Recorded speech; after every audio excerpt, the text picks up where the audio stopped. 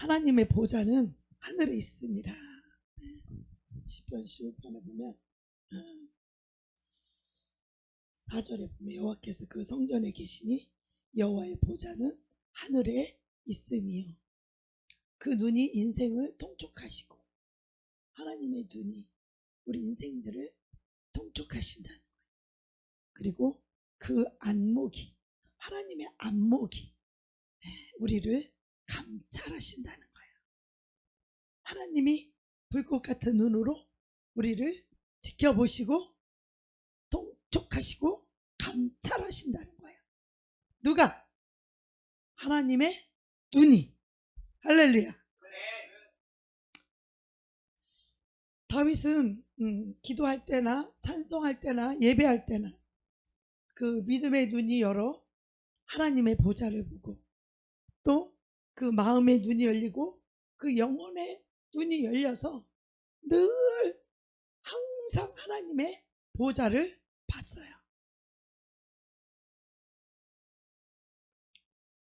이걸 가리켜 코람데오라고 그래요. 신학적으로 신전신학.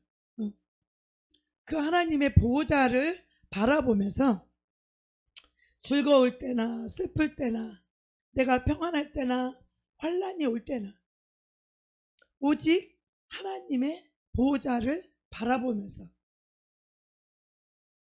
하나님의 보좌가 없다면 우리는 마음대로 살아도 돼요. 하나님의 보좌가 보이지 않는 사람들은 자기 마음대로 살아요. 하나님의 보좌가 안 보이면 자기 뜻대로, 자기 고집대로 살아요. 근데 다윗은 어떻게 했어요? 하나님의 보좌를 늘 바라보는 그 신앙으로 살았기 때문에 어때요? 자기가 낮아져야 될 때 자기가 낮아질 줄 알았고, 자기가 겸손해야 될 때에 겸손할 줄 알았고, 자기가 하나님을 신뢰해야 될 때, 정말 아무것도 의지할 곳이 없는, 옆에서 누가 뭐라고 해도 오직 하나님만을 신뢰하고, 또 어떤 억울한 일을 당하고 어떤 억울하고 서럽고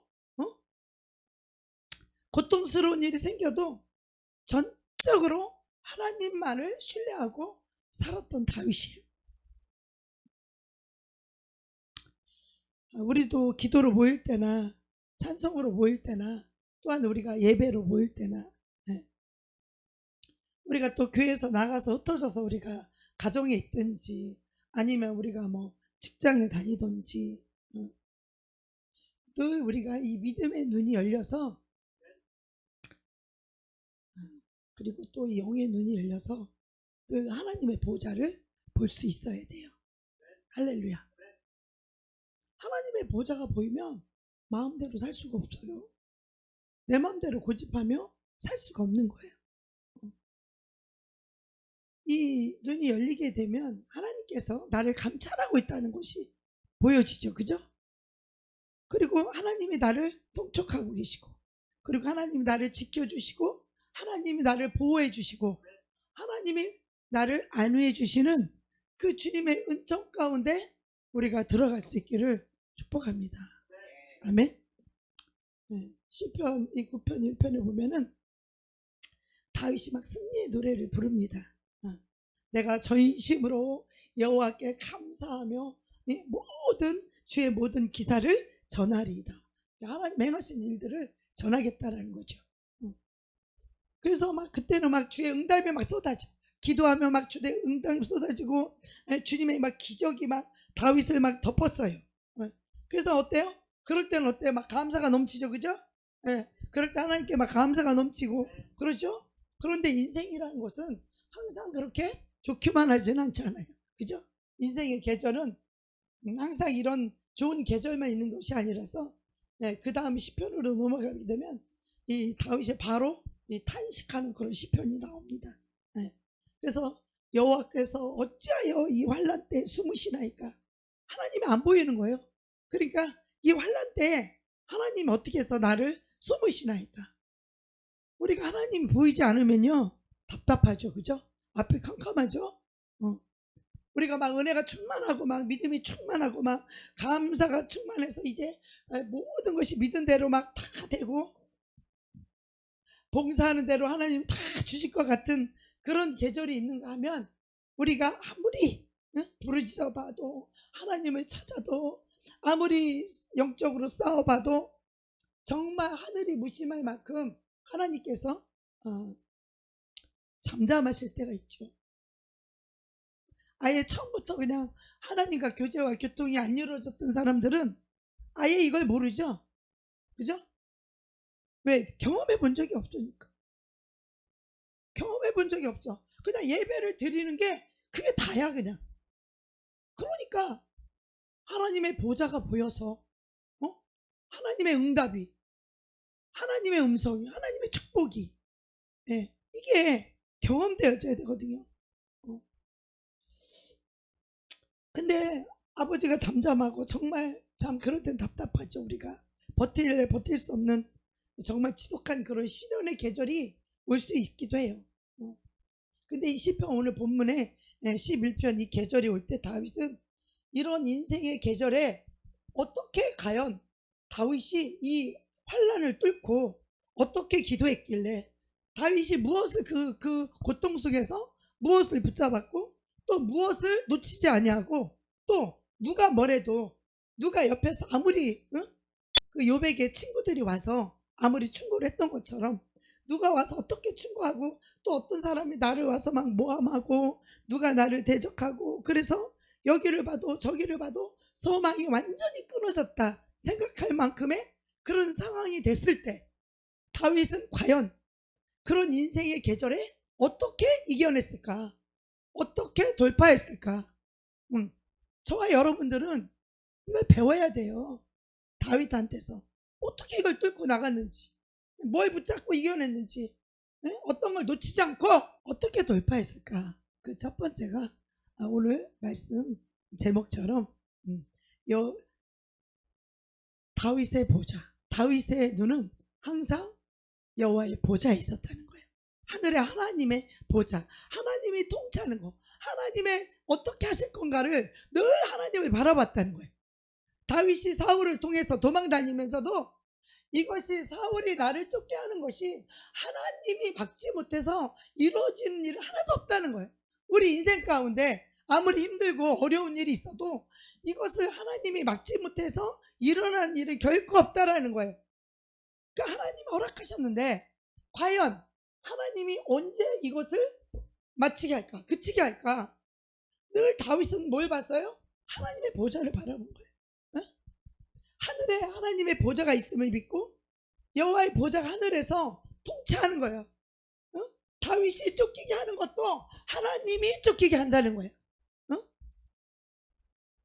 다윗이 나 같은 인생을 통촉하고 계시고, 나 같은 인생을, 내 기도를, 내가 가는 일을 하나도 통치하는 것에 놓치지 아니하시고 하나님이 감찰하신다고 그랬습니다. 다윗이 쓴 시편에 다윗의 그 마음이, 내용이 들어있는 거예요. 두 번째는 여호와는 의로우사 의로운 일을 좋아하시. 11장 7절에 정직한 자는 그 얼굴을 배우리이다. 얼굴을 배웁는다는 얘기는 뭐예요? 내가 이렇게 깜깜한 환경 가운데 이렇게 어려운 계절에 와 있지만 여기서 끝나는 것이 아니고, 여기서 내 인생이 실패하고 쓰러지고 끝나는 것이 아니라 하나님의 얼굴을 배우리이다. 이것은 아버지께서 반드시 이 고난의 시간이 지나면 하나님이 응답해 주실 것이고, 하나님이 찾아와 주실 것이고, 손붙잡아 주실 것이고, 하나님 나를 건져 주실 것이고, 하나님이 반드시 역사를 일으켜 주실 줄을 믿었다는 거예요. 아멘. 우리는 고난의 시절에 이걸 믿어야 돼요. 근데 우리 인생들은요, 이게 꼭 현실만 본다니까요. 나부터 늘 눈에 보이는 거, 눈에 보이는 환경, 눈에 보이는 그 어떤 일, 늘 이게 더 먼저 간다는 게 이게 가장 큰 문제라는 거예요.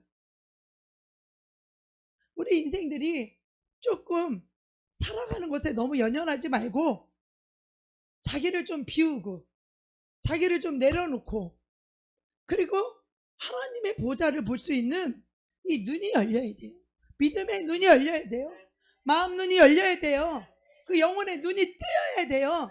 항상 하나님이 나를 감찰하시고 나를 통촉하시고 나를 지켜보고 계시고 나를 보호하시고 계시고 있다는 것을 우리 이거를 믿어야 돼요.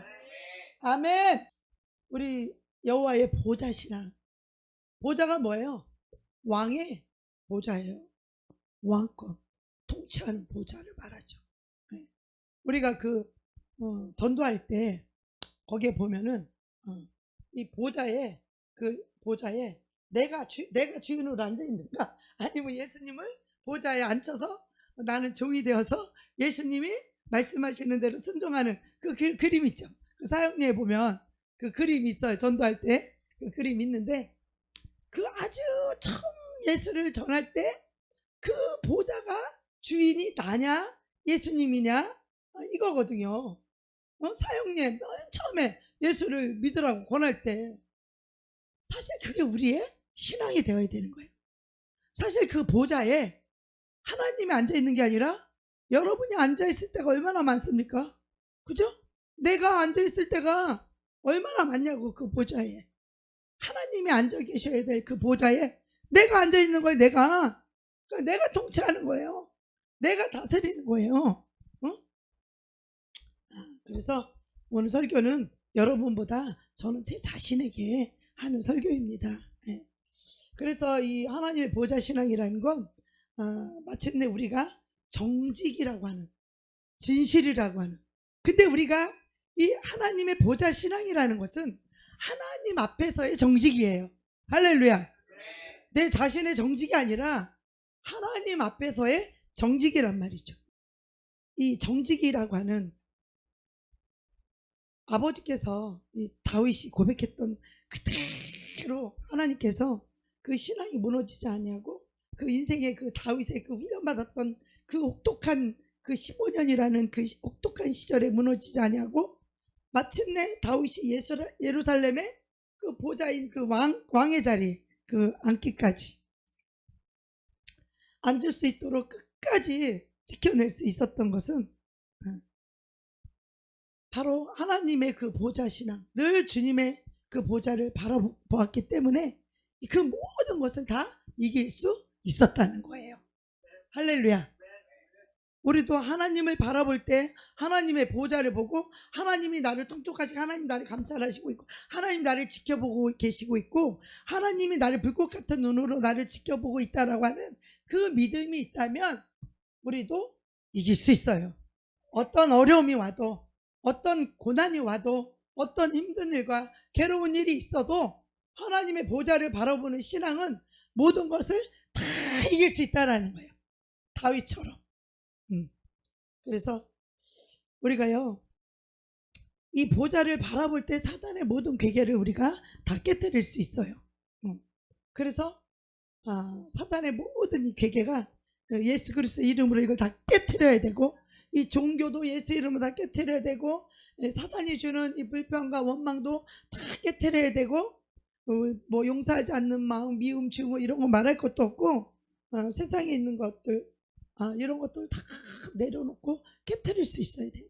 자기를 내려놓을 수 있어야 하나님께 시간도 드릴 수 있고, 하나님의 우선순위가, 하나님이 1순위가 되지 않는 사람은, 그 사람은 뭐예요? 하나님의 보좌를 바라보고 있어야 돼요. 우리가요, 이 하나님의 보좌를 바라보지 못할 때 가장 생기는 패턴이 뭐냐면 자기의 소견이에요. 왕이 없을 때 자기 소견에 옳은 대로 행하였다라고 하는 그 사사기의 말씀이 우리 역시도 똑같이 이 시대에도 하나님의 보좌를 바라보지 못하면 우리는요, 자기 소견에 옳은 대로 말하고 행동하게 돼 있어요. 그래서 그것을 우리가 십자가에 가서 못 박지 아니하면, 그것은 못 박지 않은 그것은 언젠가 또 나오게 되어 있다는 거예요. 근데 한 번 박아서 그것이 한 번에 되는 것이 아니기 때문에 우리는 날마다 십자가의 못을 박아야 돼요. 나의 죄성을, 나의 오름을, 나의 맞음을, 이걸 십자가의 못을 박아야 되는 거예요. 오늘도 또 제가 실패를 했어요. 실패. 왜 실패를 했냐? 눈에 보이고 환경과 형편에 늘 맞는 것이 우리는 어떻게 돼 있어요? 길들여져 있잖아요. 이렇게 해야 되고 이렇게 해야 되고 이것이 맞고 이것이 옳고 이런 것에 우리는 너무나 길들여져 있죠. 그죠? 여러분의 오른소견에, 나의 오른소견에 우리는 너무나 많이 길들여져 있어요. 그죠? 예. 오늘도 또 나의 오름에 또 한 번 오늘 또 속았어요. 나의 오름에 오늘도 또 한 번 속았어요. 왜 속았냐? 아니 주일날 오전 예배를 드리는데 생전 처음 부르는 찬양을 부르시면서, 그래서 가사가 있고 악보가 있어도 처음 부르는 찬양이라 과연 따라 부를까 말까인데 악보도 없고 가사만 딱 나왔으니 누가 불러? 내가 보니까 다 벙어리야, 다 벙어리. 목사님 혼자 부르셨어. 목사님 혼자 부르시고 우리 다 벙어리였어. 그래서 내가 우리 그 김학진 전도사님한테 가서 이 가사 좀 띄워달라고 그랬더니 악보 띄워달라는 말이 헛나와서 이빨이 빠졌어. 그래갖고 이 가사를 띄워달라는 말을 내가, 아니 악보를 띄워달라는 말을 우리 전사님한테 가서 이 가사를 좀 띄워달라고 그랬더니 가사가 나오게 되는 거야. 그래서 아니 가사 말고 악보를 띄워달라고. 주일날 대예배 때 더군다나 아무도 모르는 처음 부르는 찬양을 부르면서 어떻게 악보도 없이 가사만 띄우냐고.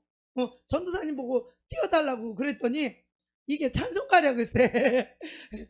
저도 처음 불러보는 저거라서 이게 찬송가더라고. 오늘 아침에 우리 목사님 이마수서가 이게 찬송가에 있는 찬양이더라고요. 그런데 이제 이게 새 찬송가가 192장인데 구찬송은 아무리 찾아도 없더라고. 제목 자체가 틀려. 없어. 내 성경으로 찬송가를 악보를 보고 불러보려고 아무리 찾아도 없는 거야. 그러니까 난 꿀먹은 벙어리지. 다른 사람 보니까 다 꿀먹은 벙어리요. 근데 이제 이게 뭐냐면 여러분 여기서 배워야 될 것은 제가 넘어진 것을 보고 여러분도 깨달아야 된다는 거예요. 지금 여러분들은 뭐에 속고 있냐면 다 옳고 맞음에 다 속고 있는 거예요. 나처럼. 나도 나의 오름이 뭐냐면 주일날 대예배 때는 가사가 띄워져야 처음 부르는 노래 될 수 있으면은 주일 대예배 때는 이 모르는 찬양을 안 부르는 게 좋잖아요. 이 새신자들도 오고 처음 오는 또 얼마 안 됐기 때문에 다 아는 찬양을 불러야 은혜가 되지. 모르는 찬양 불러봐야 꿀먹은 벙어리고 처음 온 성도들은 괜히 자존심 상해. 찬송가 못 부른다고. 우리는 아무렇지도 않은데 그럴 수 있다는 거예요. 그러니까 될 수 있으면 주일날은 다 아는 찬양을 부르고, 설사 우리가 모르는 찬양을 배운다고 할지라도 그것은 수요일이나 금요일이나 목요일날 해야 되는 거고 주일날은 아는 찬양을 불러야 되는 거죠. 근데 만약에 새로운 찬양을 꼭 감동 있고 꼭 부르고 싶은 찬양이 있을 수 있어요. 그죠? 성령님이 주시는 또 감동이 있을 수도 있고, 그러면 모르는 찬양이라도 성령님이 특별히 오늘 설교가 뭔가 주제가 맞고 하나님이 감동이 주신다면 우리가 그 모르는 찬양이라도 부를 수 있어요. 본인이 아시는 거라면. 그죠? 그렇지만 또 가사를 띄워주면 우리도 함께 부를 수 있으니 더 은혜가 되지 않겠어요? 그런데 그럼으로 인해서 제가 또 죄를 졌다는 거죠. 무슨 죄를 졌냐? 나는 뭐 특별한 건 아니고 우리 전사님한테 그걸 띄워달라고 얘기를 했는데 내 소리가 컸는지 사람들이 다 쳐다보더라고. 아니 보통 때도 우리 민지자매랑 김학진 선생님 목소리가 너무 커갖고 여기까지 다 들렸거든요. 근데 나는 오늘 내가 얘기할 때 안 들린다고 생각을 하고 말을 했는데 내 말이 또 다 들렸나 봐. 다 들렸어요? 조금 들렸어요? 이쪽에 있는 4명이 동시에 나를 쳐다봤어. 그러더니 나보고 조용히 하라고 그러시더라고. 여기 4분 중에서. 그래서 나는 내 목소리가, 나는 그냥 우리끼리 조그맣게 얘기하는 줄 알았는데 소리가 엄청 크구나. 이게 그거를 제가 오늘 깨달았어요. 그래서 우리가 이 나의 그 오름이, 우리는 자기 생각이라는 게 있죠. 그죠? 어떻게 생각하면 제 생각이 더 맞을 수 있어요. 그죠? 제 생각이 더 합리적일 수 있어요. 그죠? 제가 한 말이 더 맞을 수 있죠. 제가 한 말이 더 옳을 수 있죠. 그죠? 네. 그럴 수 있어요. 그죠? 그런데 그럼 이럴 때 많이 속거든요. 이럴 때 과연 우리가 어떻게 해야 되냐? 내가 볼 때는 이게 옳아. 내가 볼 때는 저게 옳아. 그럴 때 우리가 어떻게 반응을 해야 되느냐? 우리가 모르면 못 부르는 거죠. 알면 그냥 아는 대로 따라 부르면 되고, 모르면 모르는 대로 못 부르는 거예요. 그죠? 그런데 우리가 거기서 어떻게 해야 돼요? 나를 죽이고 순종할 수 있는 그 은혜. 예, 그 상황에서도 감사할 수 있는 은혜.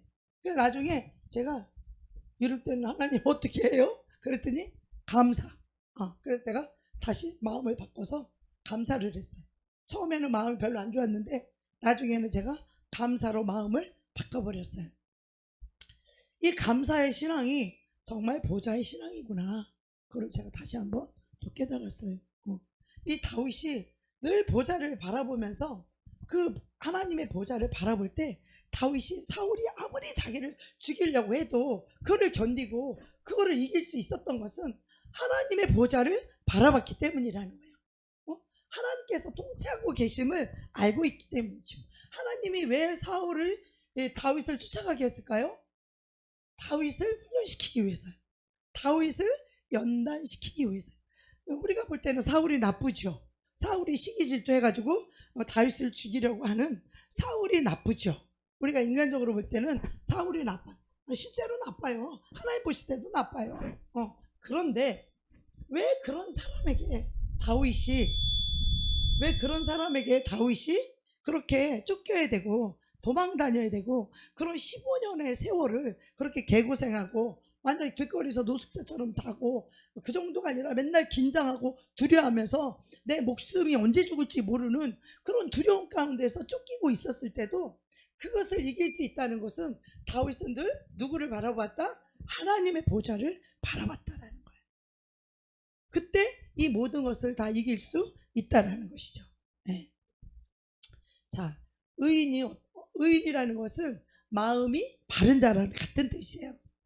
오늘 이 7절을 보면 정직한 자에게 의인에 대한 이 표현이 있는데 그게 뭐냐면 마음이 바른 자, 정직한 자 이 말인데, 그런데 이 의인들이 마음이 바르고 이 정직한 자들이, 의인들은 지금 다 눈이 열려서 믿음의 눈, 영의 눈이 열려서 다 누구를 보고 있어요? 여호와의 보좌를 보고 있는 거예요. 의인들은, 믿음의 사람들은 다 뭘 보고 있다고요? 의자를 보고 있다고. 여호와의 보좌를 보고 있다는 거예요.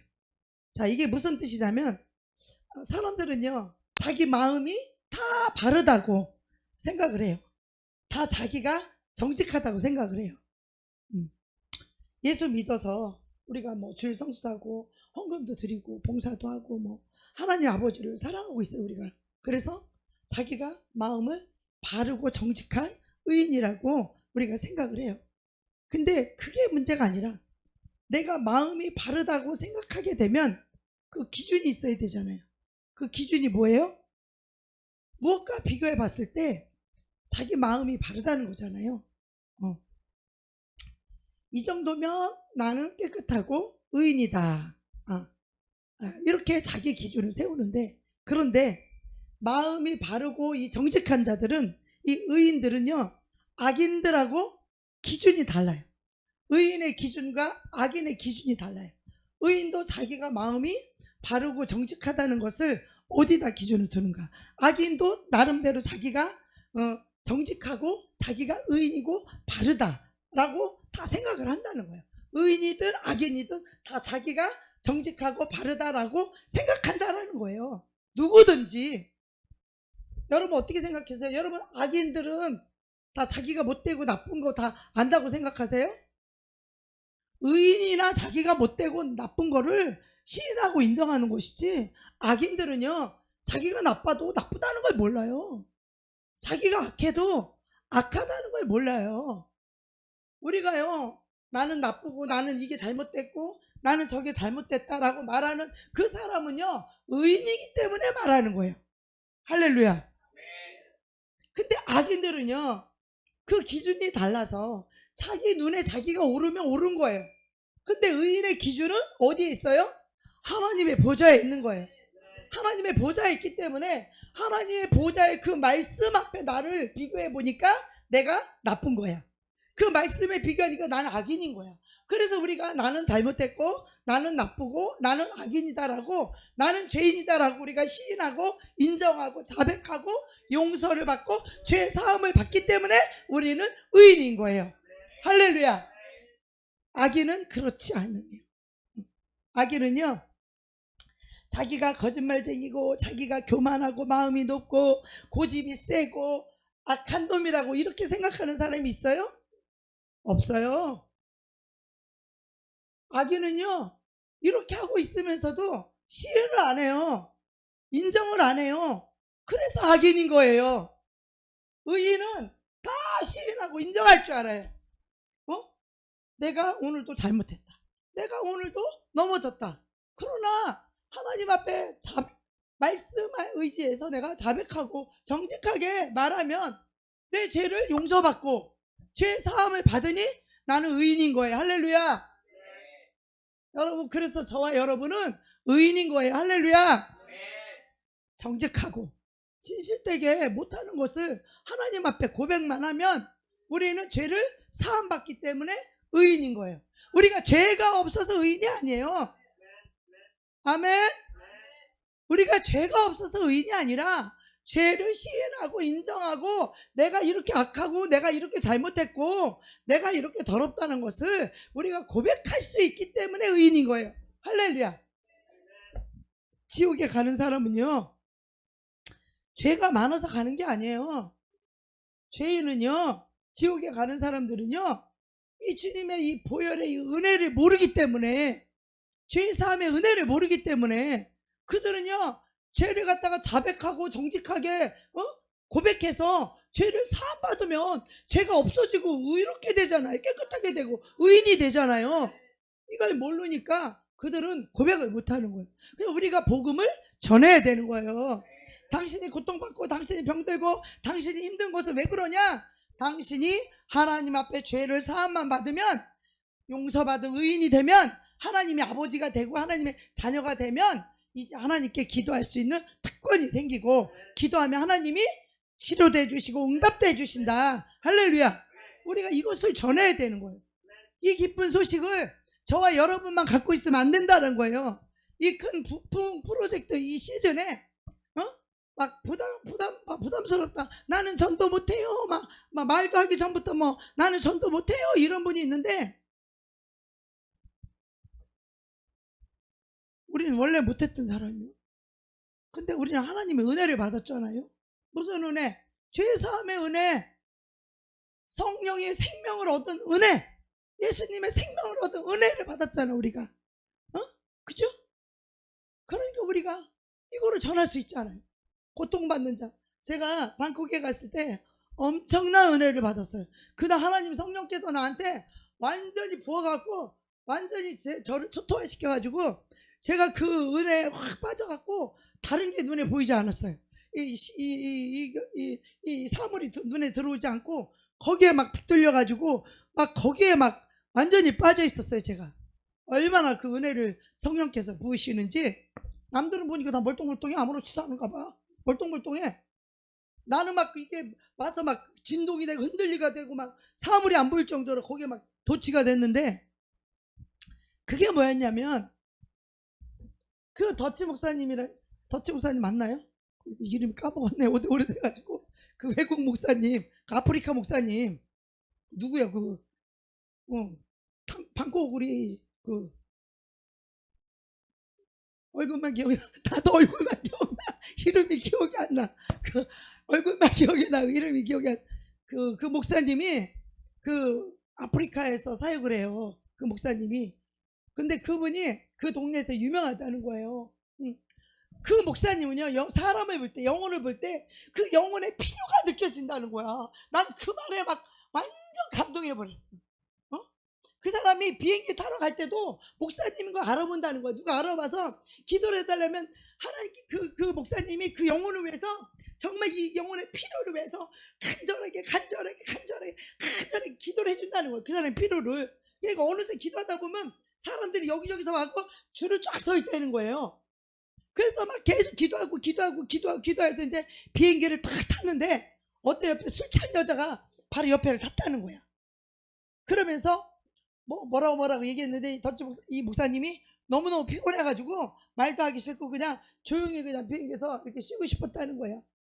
근데 그 사람이 당신 목사이죠? 그러더라는 거예요. 그래서 어떻게 하냐고. 그랬더니 아까 사람들 기도해 줄 때 그때 봤다고 하면서, 그러면서 자기 술 취해갖고 자기 이제 자살을 하려고 했었는데 뭐 비행기가 어떻게 되고 어떻게 해서 그 비행기를 탔다는 거예요. 그래서 자기는 지금 자살하려고 한다고, 그 여자가. 그래서 그때부터 사망 원수가 그 사람을 자살시키려고 하는데, 그 사람에게 예수의 생명이 왜 필요한지를 그 복음을 전했다는 거예요.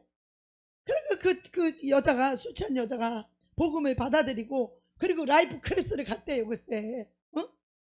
여러분, 라이프 크리스가 별로 감동도 없죠. 라이프 크리스가 뭔지 모르니까. 그죠? 우리 교회에서 생명그룹 끝나고 1대1 끌리고 40분에 끌려면 우리 교회에서 라이프 크리스 할 거예요. 그때 하나님을 다 만나고 그때 성령을 다 받을 거예요.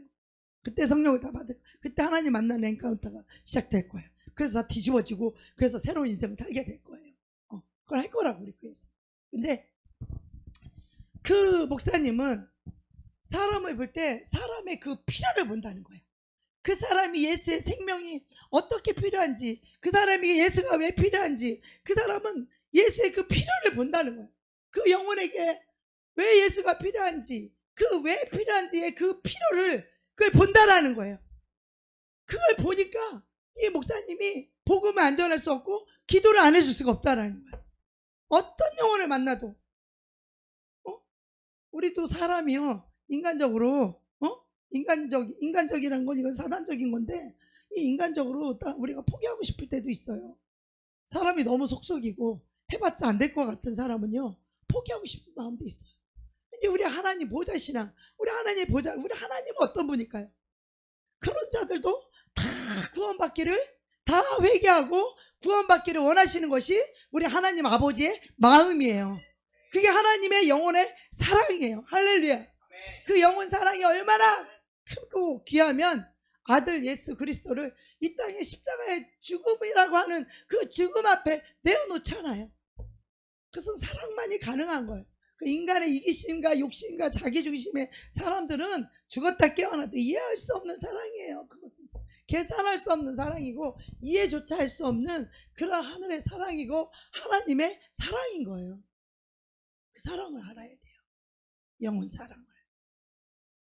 아, 그렇구나. 나도 영혼을 사랑하고 정말 영혼을 사랑했지만, 영혼을 사랑하고 실행하는 그분의 방법과 그분의 기도가, 복음 전함과 그 기도가 엄청난 도전이 되었어요. 근데 세월이 지나니까 또 자꾸 잊어버리려고 그래요. 네. 다시 그것을 이제 부흥의 우리 프로젝트 시작되었기 때문에 다시 그것을 저는 시작하려고 해요. 대화에서 그 사람의 필요를 보고 나서 그 사람에 대한 기도를 해주려고 그래요. 응? 그 사람을 위해서 기도해 주려고 그래요. 그 사람의 필요를 물어보고 그 사람이 왜 예수가 필요한지를 볼 수 있는 눈이 있어야 돼요. 우리가 그게 있어야 그 영혼에게 왜 그 예수가 필요한지를 그래서 설명할 수 있는 거예요. 그 필요를 볼 수 있는 눈이 없으면 복음을 제시할 수 없는 거예요. 그 사람에게 왜 예수가 필요한지의 그 눈을 보고 그거에 대한 복음을 줄 수 있어야 된다는 것이죠. 그래 그렇게 기도할 수 있고. 그래서 다윗은요 그냥 고백하는 게 아니에요. 여호와께서 그 성전에 계신 여호와는 보좌는 하늘에 있다는 거예요. 하나님의 보좌가 하늘에 있지만 하나님의 성령이, 생명의 성령이 우리 안에 있잖아요. 우리 안에. 우리 안에 생명의 성령이 계시지만 하나님이 통치하는 그 보좌가 눈에 보여야 된다는 거예요. 믿음으로 그게 보여야 된다는 거예요. 그분은 우주보다 크신 그분이 이렇게 작은 별볼 일 없는 우리 질그릇 속에 그분이 우리 안에 보배로 와 계시지만 우리가 내 안을 이렇게 들여다보고 살 수는 없잖아. 내 여기 보면 보이나요? 여기 보면 보여요? 여기? 안 보이잖아요. 그래서 인간의 개념이라는 건 이 보는 거 듣는 거를 초월할 수 없기 때문에 하나님의 보좌를 하늘에서 보는 거예요. 믿음의 눈으로. 응? 그분은 우리 안에 계시죠.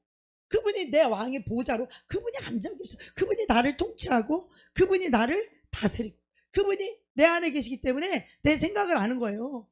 그분이 내 안에 계시기 때문에 내 마음을 읽는 거예요.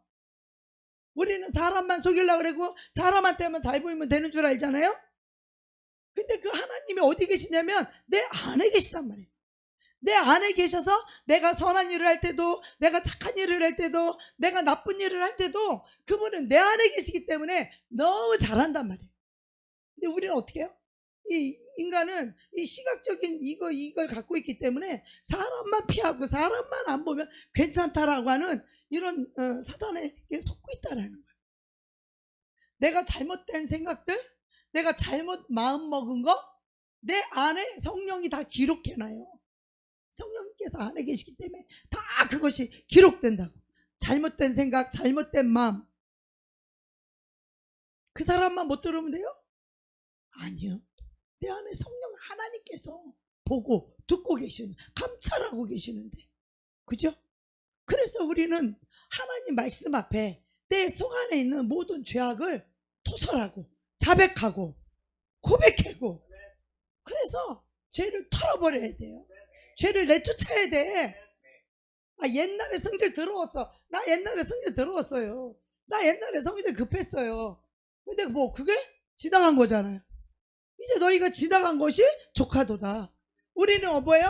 우리는 새 영을 받았고 우리는 새 마음을 받았으니, 이제 그리스도 성령을 받았으니 이제 성령으로 사는 자잖아요.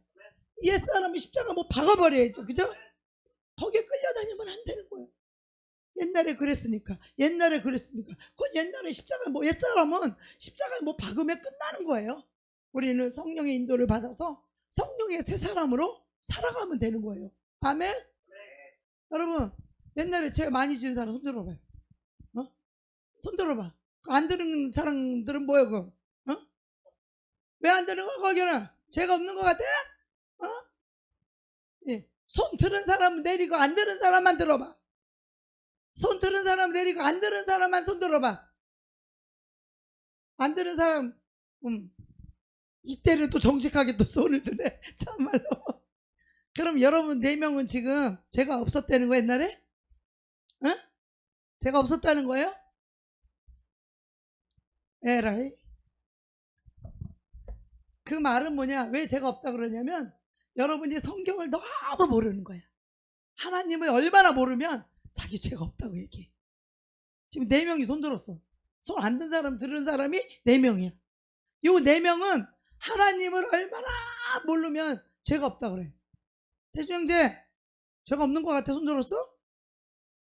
한명제, 죄가 없는 것 같아 손 들었어요? 에라이. 얼마나 하나님 말씀을 모르고 얼마나 하나님을 모르면 죄가 없다 그래. 근데 김미경 자매도 이해해. 근데 뒤는 내 못 부르겠어 지금. 우리 이님은 왜 들으시겨? 왜 그러시는겨 진짜? 아니 임씨 말고 가만히 계셔. 안 불렀으니까. 그 뒤에 계신 분 말이요. 죄가 하나도 없다고 생각이 들어? 그래서 손 들었어요?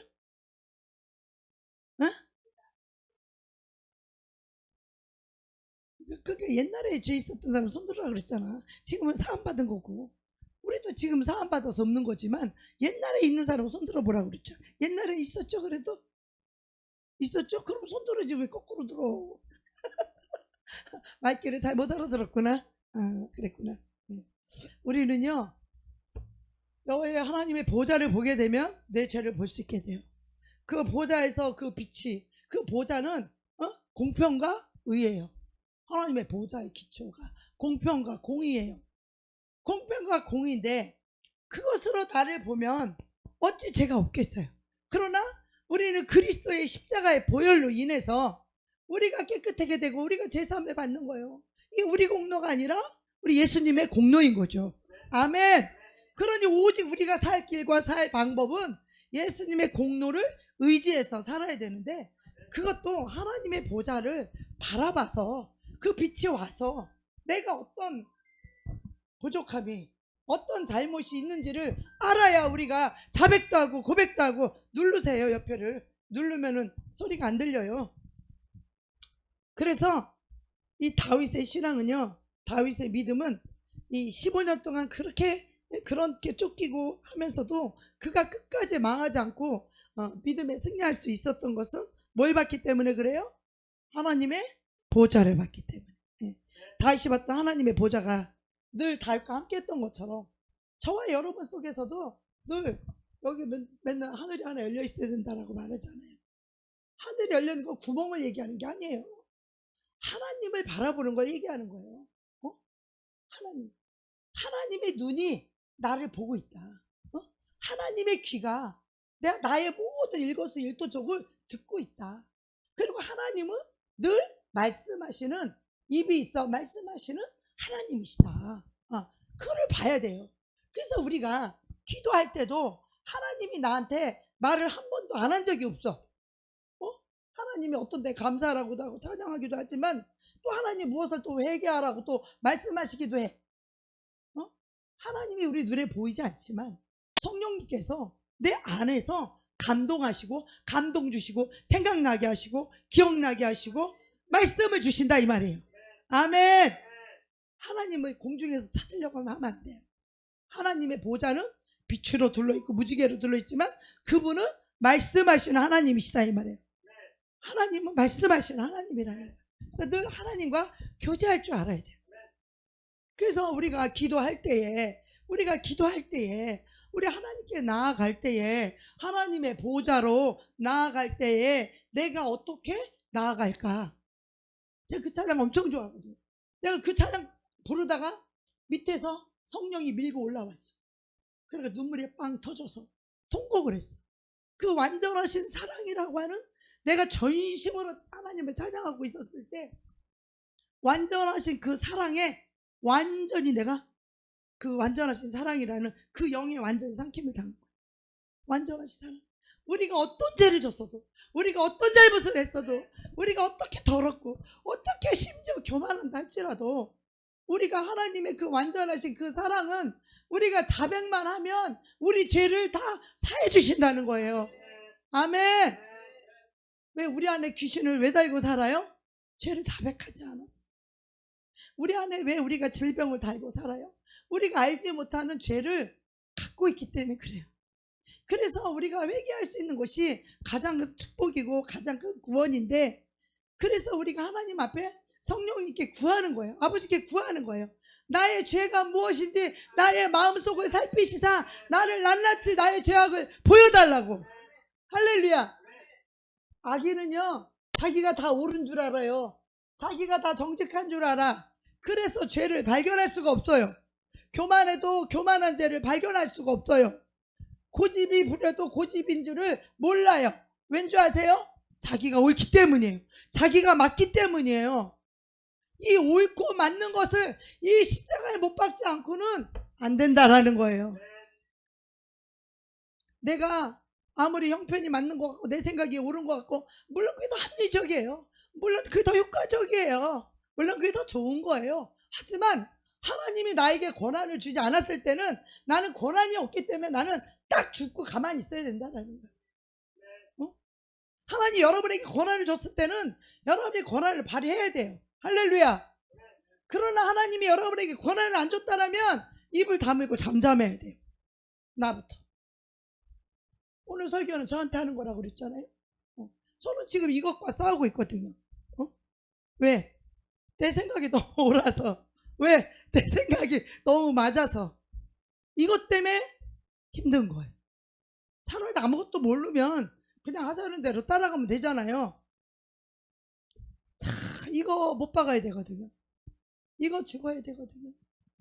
그래서 우리가 이 현실을 보고 옳고 맞는 것을 보게 되다 보면 이 보좌가 안 보이는 거예요. 근데 낭패를 당하고 마음 힘들고 괴로울 때 누구를 바라봐야 돼요? 그때 하나님의 보좌를 바라보는 거예요. 그랬더니 하나님 말씀이 뭐예요? 감사하라. 그래서 그냥 감사하기 시작했어요. 감사하니까 어떻게 뭐가 바뀐다고요? 영이 바뀌어. 불평 원망의 마음이 있었죠. 아, 목사님 오늘 해필이면 주일인데 대예배 때 오전 때 모르는 찬양 그것도 왜 악보도 없이 저렇게 할까? 라고 하는 그 내 마음의 그 오름과 맞음이 마음속에 그게 목사님을 향한 불평이겠죠. 그죠?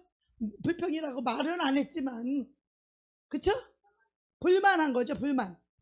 말은 하지 않았지만 내 속에서 일어나는 불평이면 불평이고 불만이면 불만일 수 있죠. 근데 불평과 불만이 뭐예요?